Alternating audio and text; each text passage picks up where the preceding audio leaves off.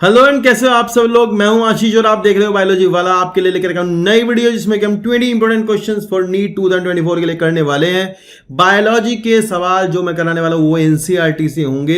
NCERT related questions हैं सारे के सारे, और साथ ही साथ मैं आपको इस चैनल पर एनसीईआरटी पढ़ा रहा हूं लाइन टू लाइन, एकदम बिल्कुल line to line conceptual clarity के साथ साथ। और नीट एनसीईआरटी से कहां से सवाल पूछता है ये बता रहा हूं। इसको पढ़ने के लिए आप डिस्क्रिप्शन में जाकर के प्लेलिस्ट का लिंक है वहां पर देख सकते हैं। 11 12 दोनों का मिल जाएगा। और साथ ही साथ ऐसी क्वेश्चंस वाली वीडियो भी आपको लगातार चैनल पर मिलती रहेंगी। ज्यादा बातें नहीं करते हुए वीडियो करते हैं शुरू। और आज का पहला सवाल ये है हमारा पहला सवाल जिसमें लिखा है which blood vessel carrying the maximum CO2। कौन सी ब्लड वेसल होती है इसमें कि मैक्सिमम CO2 होता है। पहला ऑप्शन है superior vena cava, renal vein, pulmonary vein, hepatic when. तो आपको पता है सुपीरियर वेना केवा जो है वो सबसे ज्यादा CO2 रखती है, क्योंकि वो आपकी फिर कहां खुलती है, डायरेक्ट राइट एट्रियम में खुलती है ना। तो वो होगा आंसर पहले वाला। ठीक है, चलिए नेक्स्ट है हमारा in vascular bundle of root xylem and order of development of xylem are respectively. Xylem बनती कैसे है और जाइलम होती कैसे है। देखो यार, रूट के वेस्कुलर बंडल रेडियल होते हैं। रेडियल वेस्कुलर बंडल में प्रोटोजाइलम बाहर की तरफ होती है, पेरिसाइकिल की तरफ, तो उसको अपन बोलते हैं एक्सार्क कंडीशन। तो वो बनती किसके से, सेंट्रीपिटल, सेंटर की तरफ बनती है। तो ध्यान रखना इसका आंसर होगा हमारा फोर्थ, एक्सार्क एंड सेंट्रीपिटल। ठीक है, चलिए नेक्स्ट है which of the following fundamental feature is common to balanoglossus. Balanoglossus पढ़ते ही आपके दिमाग में क्या आएगा, हेमिकोडेटा, एनाफ्लीज एंड लेसिफर। ये है कहाँ के, ये है आर्थ्रोपोडा के। तो देखना है इनमें कॉमन क्या है सब में। तो यहां लिखा है मेराइन हैबिटेट, नहीं। Members of largest phylum of animal kingdom, no, क्योंकि वो तो बेलेनोग्लोसस तो उसका है ना हेमिकोडेटा का। Open circulatory system, external fertilisation. तो भाई ध्यान रखना कॉमन जो है वो यहां पर है ओपन सर्कुलेटरी सिस्टम, जो कि हेमिकोडेटा में भी मिलेगा और ऑर्थोपोडा में भी मिलने वाला है। ठीक है ना, चलिए how many electrons and protons are transferred during the formation of one oxygen molecule in photosynthesis. Photosynthesis में एक ऑक्सीजन मॉलिक्यूल को ट्रांसपोर्ट बनाने के लिए कितना जो है प्रोटॉन और इलेक्ट्रॉन लगता है। भाई आपको पता होना चाहिए, वाटर टूटते हैं दो वाटर टूटने से निकलते हैं 4 इलेक्ट्रॉन, 2 वाटर टूटने से निकलते हैं आपके प्रोटॉन 4, और 4 प्रोटॉन प्लास्टोक्विनोन ट्रांसपोर्ट करता है 4 इलेक्ट्रॉन की मदद से जब वो चेन में जाते हैं। तो यहां होगा आपका 4 इलेक्ट्रॉन और 8 प्रोटॉन। आंसर है सेकंड। नेक्स्ट हमारा इंटेरोकाइनेज इज प्रेजेंट इन। तो भैया ध्यान रखना है इंटेरोकाइनेज कहां से निकलता है, इंटेस्टाइनल जूस से निकलता है। सिंपल सवाल है, लेकिन ये करता क्या है, ये आपके हार्मोन्स को एक्टिवेट करने का काम करता है। ठीक है ना, जो आपके कहां से आते हैं, पेनक्रियाज से आते हैं। ठीक है, चलिए नेक्स्ट हमारा bulliform cells are found in. Bulliform cell कहां मिलती है, तो आपको पता होना चाहिए बुलीफॉर्म सेल जो है वो मोनोकोट लीफ की एपिडर्मिस में पाए जाने वाली सेल्स होती है, जिन्हें मोटर सेल्स भी कहते हैं। क्या कहते हैं, मोटर सेल्स। तो ये क्या करती है, जब ये टर्जिड हो जाती है तो लीफ की सरफेस एक्सपोज हो जाती है, और जब ये फ्लैसिड हो जाती है तो लीफ की सरफेस सिकुड़ जाती है। ठीक है ना, ध्यान रखना इसमें होगा एक लीफ ऑफ द ग्रास। ये आंसर हमारा सेकंड।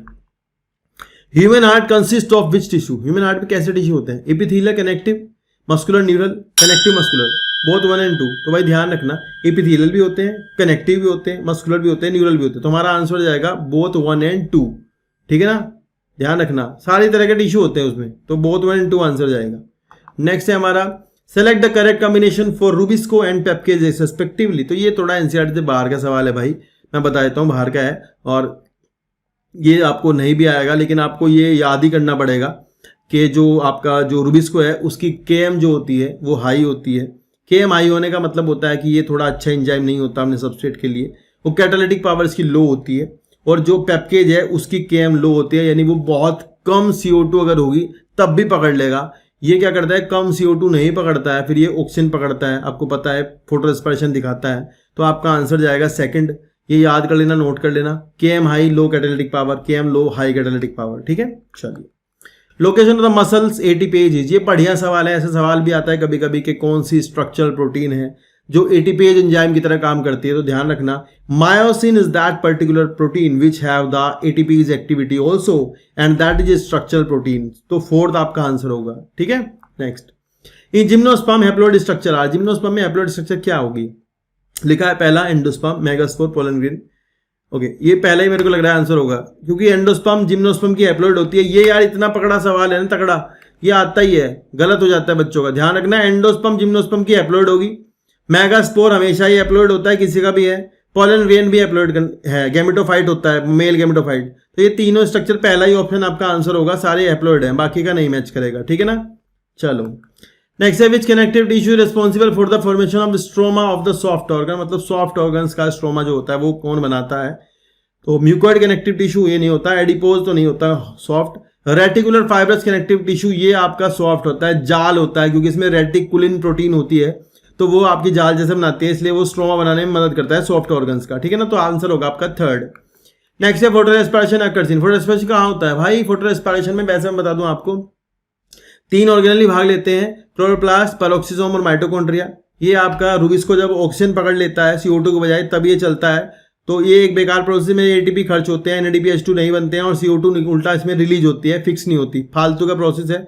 तो ये चलता कहाँ होगा? ये चलता है ग्रीन फोटोसिंथेटिक पार्ट में, बाकी सब नहीं इसके आंसर होंगे, ठीक है ना। वहीं चलता है मीजोफिल सेल्स में ही, लीफ की C3 प्लांट में।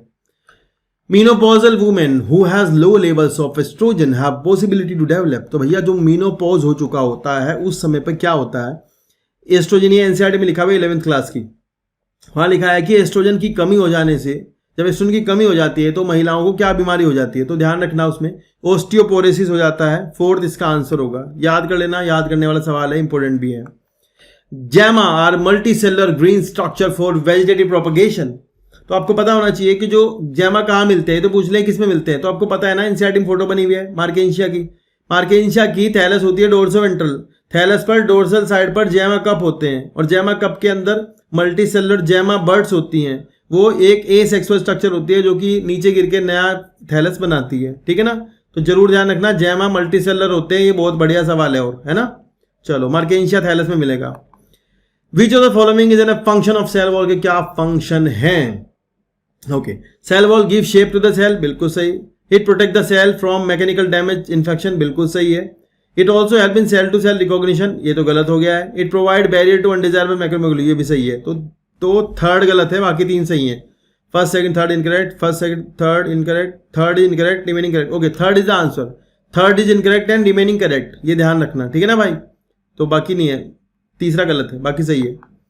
अ sudden change from anaerobic to aerobic process produce. तो यार ये एक फालतू सवाल है जो भी मतलब NCERT से बाहर का है, मैंने इसे डाल दिया है यहाँ पर।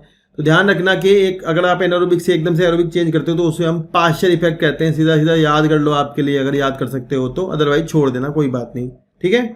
चलिए, what happen when membrane of resting neuron become depolarised. तो देखो यार, रेस्टिंग न्यूरॉन्स जो होते हैं, जैसे ही उस पर इन्फॉर्मेशन आती है, क्या होता है, तो आपका जो टीलोडेंड्रिया होते हैं, साइनेप्स होता है, वहाँ जो ऊपर जो मसल प्लेट होती है वहाँ पर लगा रहता है।